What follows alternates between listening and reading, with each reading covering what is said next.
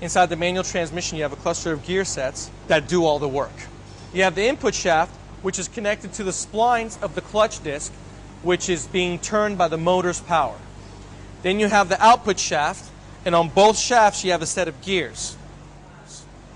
These selectors are your shift forks, which is connected to a mechanism inside the transmission which controls the movement of these gears, which gives you the correct gear selection that you've asked for.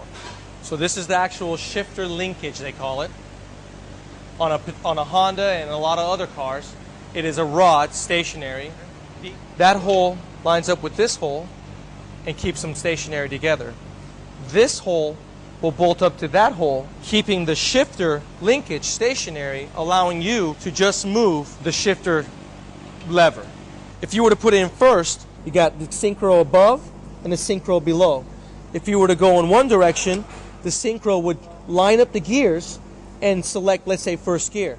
Then you were to move it down while the motor is spinning, the synchro would line up the bottom and put it in second gear. When you disengage it, then you got third and fourth. Fourth is up, third is down.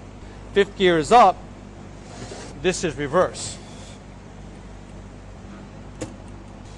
So basically, once you've selected a gear, then it goes in through the differential, and the differential is your final drive. The output shaft right here spins the differential. The differential is actually splined inside. This axle gets put inside the differential and locks up through the splines, and it's connected to the wheel, which is also splined with a nut.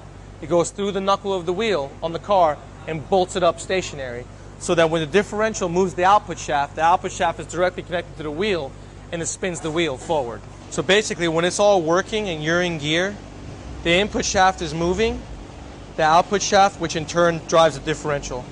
And this is what it looks like when it's all moving. And that's how a manual transmission works.